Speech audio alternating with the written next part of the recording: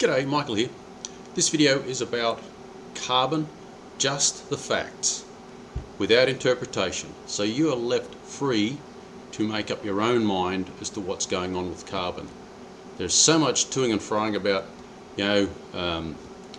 what it is or isn't doing, and then there's these absolutely polarized camps of, climate deniers, and then there's the alarmists, and you're not allowed to exist in between. You're not allowed to think independently. You've got to be one or the other, and whichever side you're on, you're the enemy, kind of thing. So, let's put some reason to this. Let's just look up some facts. I'll fire up a web browser, so you can repeat everything I'm doing. I'm not going to be doing anything where you have to dig very, very deeply, but let's just try this one. I'm using DuckDuckGo as my search engine, so pretty simple. Okay, so let's go carbon dioxide last half billion years. Now, I'll explain why I'm talking about the last half billion. The reason why I'm choosing last half billion is because that's the period that pretty much all life that we know evolved over. Like all complex life evolved in that period of time. So this is the time on the Earth that life existed. So this is what matters to us, right? What have we got there?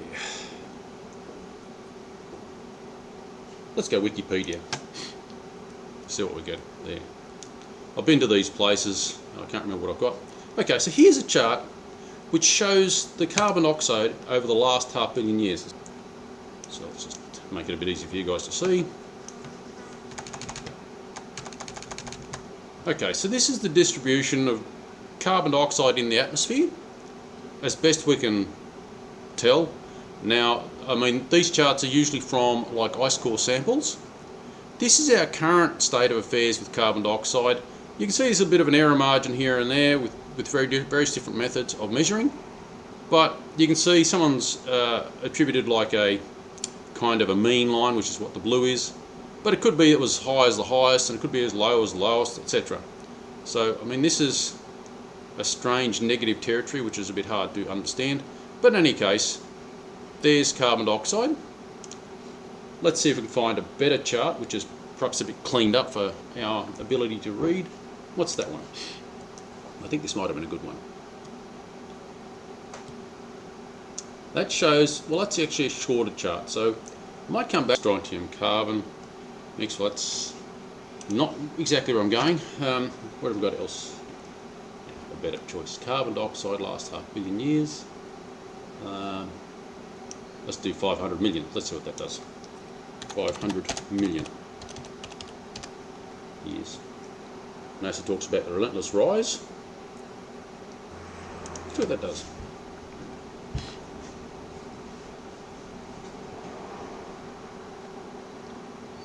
That's Al Gore's favourite chart. Let's just pull that out, keep it at hand, because that's important to us. Anything else in here of any use? That looks like sea level rise.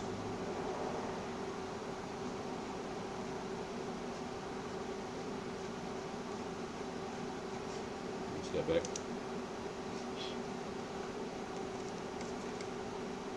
Just for fun, I might just try images to see if we've got maybe some charts easily available. Okay, so you can see there's plenty of data here. There's certainly nothing secretive about this. It's all out there in your face. This looks like carbon dioxide. Here we go. New file. It's on small. Drag it out here too. Let's zoom in a bit on that.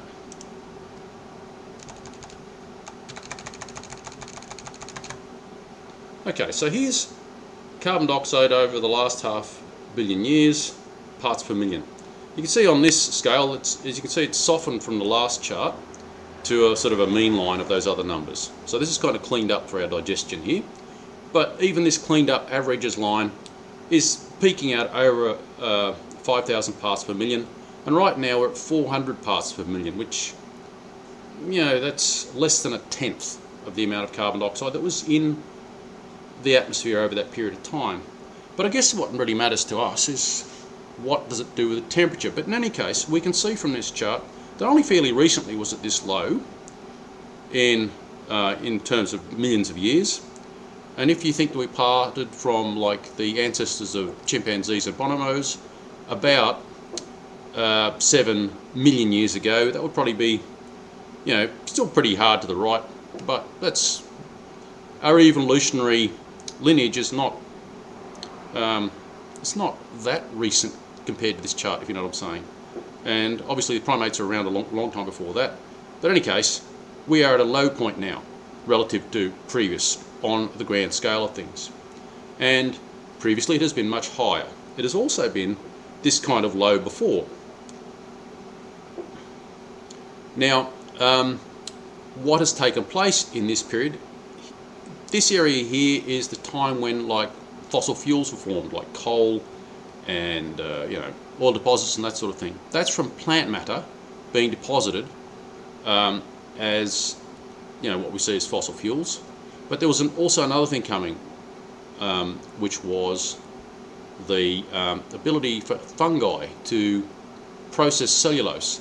So after this period, no more coal is being formed because fungi are getting rid of the cellulose before it has a chance to really be captured.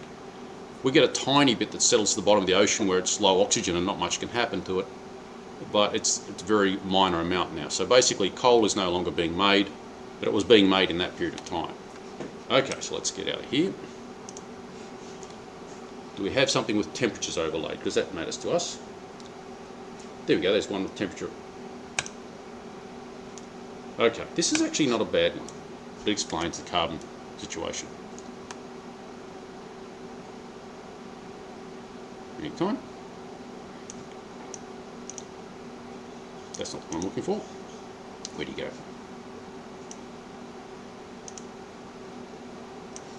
Go on, hide. Oh, there he is. Okay. Let's go. I'll zoom in on that. So you can see here, there's the temperature doing its thing, and there's what carbon dioxide was doing. And so you can see that the correlation between temperature and carbon is substantially disconnected. More recent charts show a greater connect, which, let me just have a look at that. This one here shows a greater connect between carbon and temperature. Let's just go zoom in a tad. But it's in the shortest time scale. That was like the 400 million years compared to our previous chart. That is, hang on, sorry, 400,000 years. So relative to this scale, that's kind of right in this right-hand little dot here. So to understand the time scale, I might just put these side by side, bang this over here.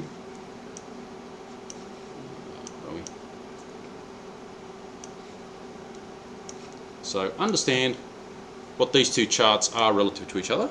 This chart happens, well, that's 450,000 years, so that's about 500,000 years, which is pretty much where my mouse is, which is like a couple of pixels across on this scale. So this fits in this little space here. Okay, now here you can see temperature versus CO2, and you can see the CO2 tends to trail. It's not linear with the temperature. So, okay, so atmospheric CO2 in parts per million sort of teetered between, let's say, what about 300 parts per million down to maybe 180 parts per million, thereabouts. And now it's right on this right-hand side here, you can see it's spiking up at about the 400 parts per million. It's actually kind of going off the chart here. So that's happening, but CO2 is rising. The 400 parts per million on this scale is about, they're saying, they've got this shown as 0 really, which is not correct, because if we want, there's 2,000 parts per million, so 400 parts per million would, yeah, no, well actually that blue line's about right. Okay, so it's probably a little bit higher than what that graph shows. For a tiny, we've got a bird in here, okay. Got king parrot visiting of all things. Confused, I might have to help it out. It's confused. I'll leave it in peace, see how it goes. Alright, so we're at 400 parts per million, which is a little bit higher on this chart. It's about where my mouse pointer is there. I don't know whether you can see that, but it's just a little bit higher than what that shows. This is average over a long-term history.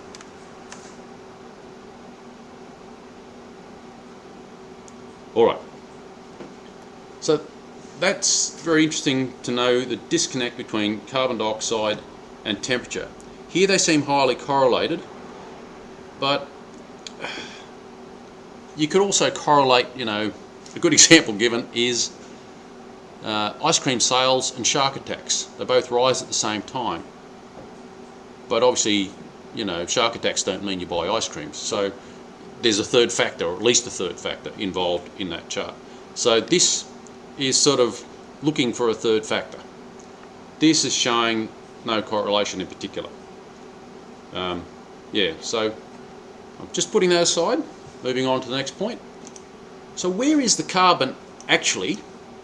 Now this is a very important question. Where is the carbon distribution? Let's just see. Carbon distribution.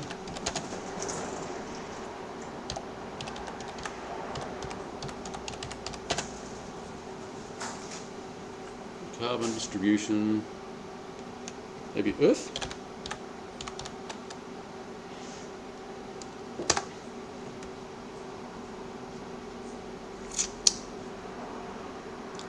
There's a particularly good chart which I want to find, which breaks it down to something fairly simple.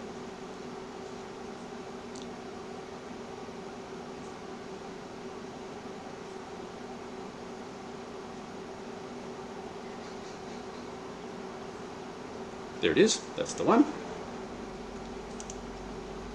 I'll just drag it out to the side again. Carbon distribution. Now let's just zoom in on that.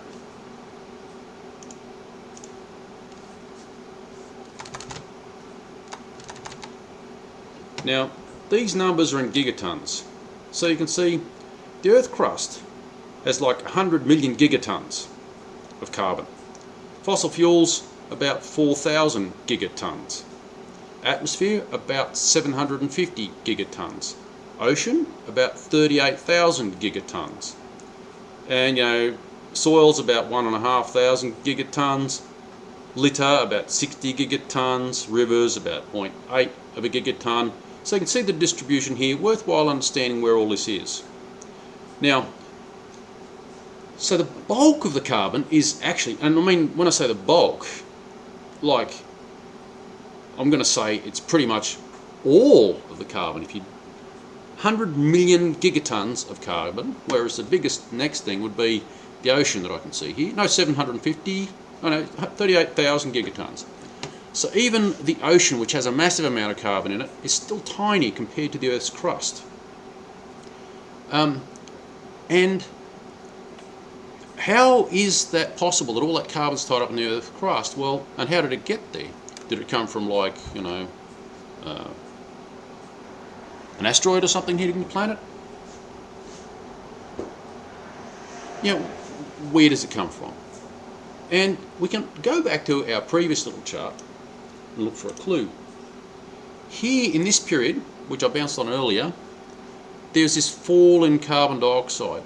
Now a lot of it went into fossil fuels, but you can see it's only a small amount went into the fossil fuels. Now where's our little chart again? Do I have it open? Okay, so I'll just move that here.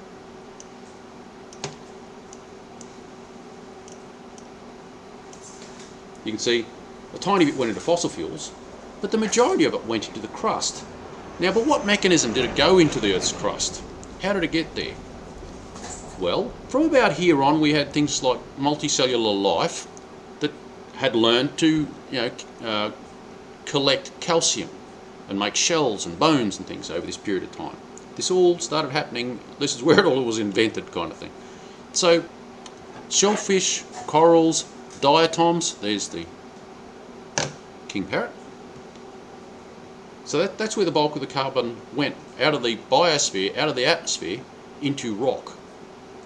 So, yeah, I mean, volcanic activity contributes carbon to the atmosphere, but it's obviously being sank faster than it's being produced naturally, okay?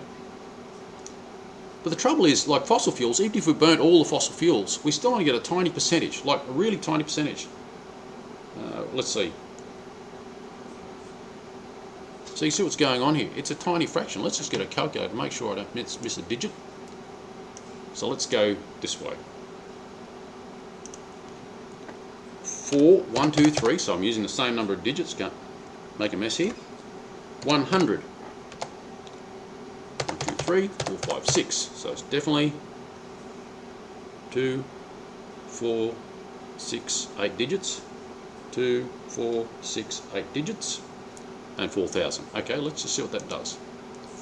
That is not even 1%. So if we multiply that by 100, we'll get our percentage. So 0.004 of 1% is tied up in fossil fuels. So even if we burned all the fossil fuels, we hardly change the amount of carbon in any meaningful way, because the atmospheric carbon, a lot of it gets sank into the ocean, as well as brought out of the ocean. Also, trees and things react and sink the carbon. Okay, so that's where the carbon is as a fossil fuel. That's where the carbon is as rocks. Soils tie up a fair bit. But anyhow, that's an important thing to understand, how the carbon is distributed and how it gets there. Alright. So by what mechanism will we get the carbon that's tied up out of fossil fuels? Very easily. We burn it, use it how we do. What mechanism will we ever get any of that carbon back that's locked up in stone? And I would suggest cement making is pretty much it. And funny enough, that's about 7% of humans' carbon dioxide production comes from cement making. So by making cement, we're getting some of this back, and it's a significant portion of the CO2 we create. But it's unlikely we'll ever extract enough out to make up for, you know, what's going back in, because the sea creatures are constantly building, you know, shells. And funny enough, plants don't really sequester carbon so much as animals do. We, our human bodies, our bones are carbon locked up with calcium.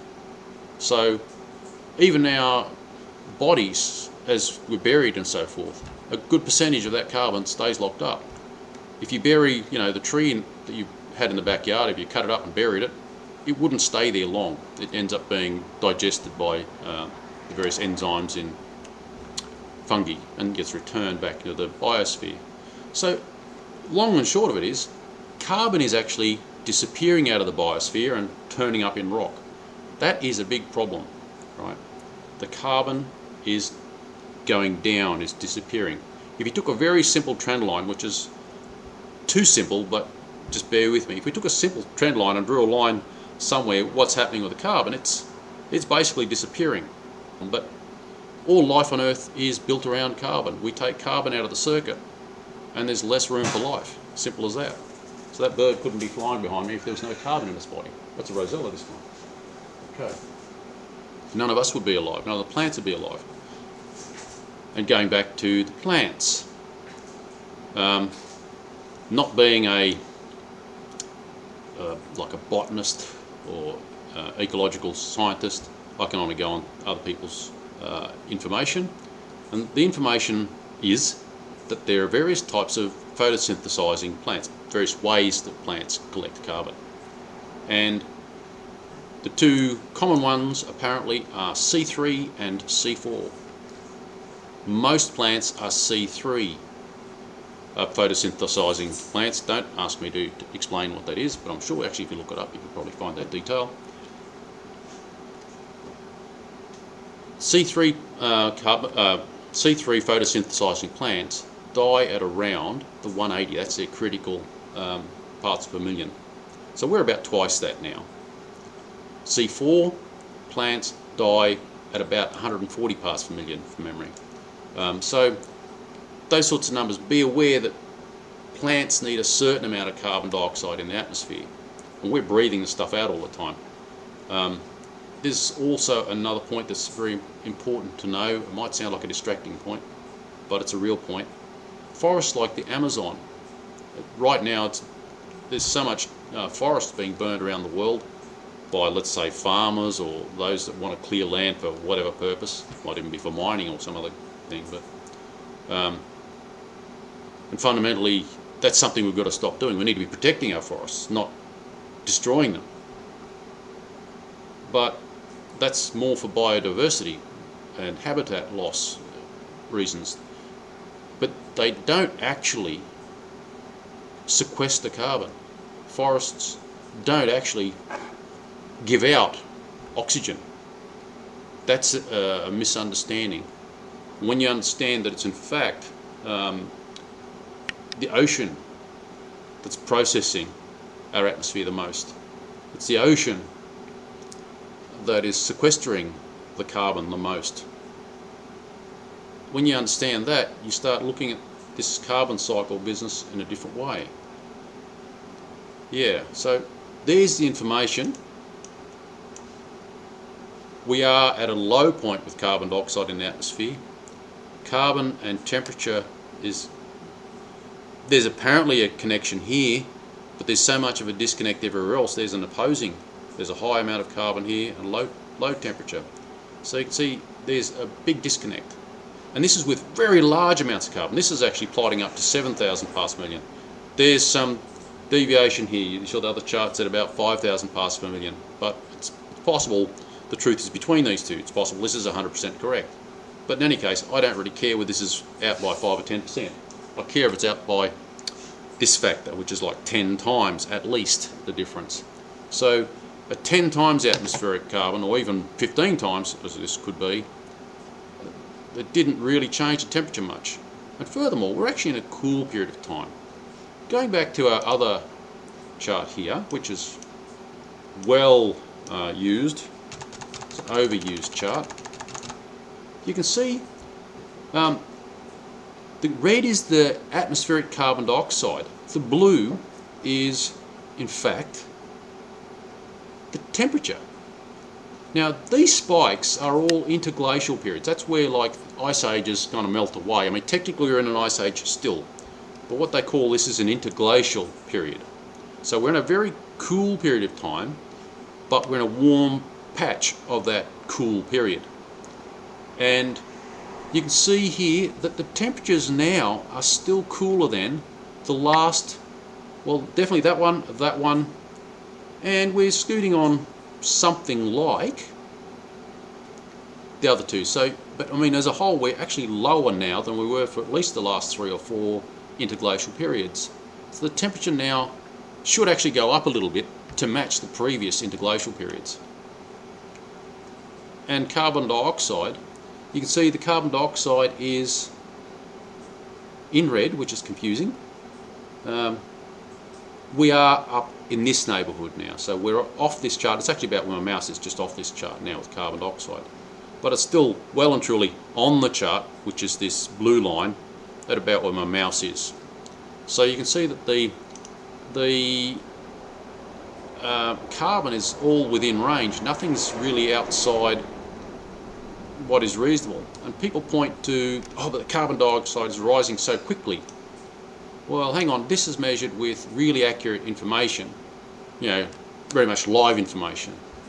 Before this line, before about, well, actually, let's just have a closer look. That's 5,000 years, so really only about 2 pixels wide is the history of our records that we've been actually measuring with instruments. The rest of this is from ice core samples. It would be near impossible for them to be picking 30 years out of, you know, 15,000 from core samples, because that would be like, I don't know, a tiny amount in thickness, and a little bit of transfer between one layer and the next would happen in an ice sample or whatever.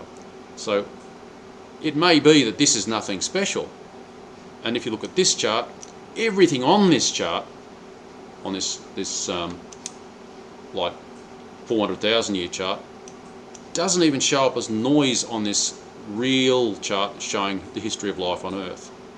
Yeah, so I'll let you interpret that how you wish, but the truth is something different to what we're being fed.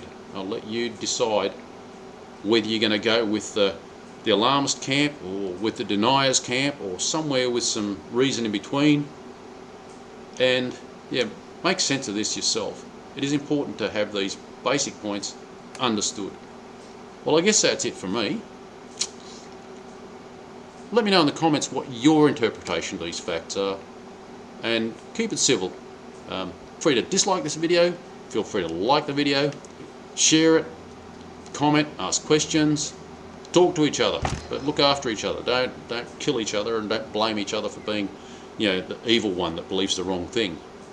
We're all in this together. Let's make sense of it. Well, that's it from me. Bye now.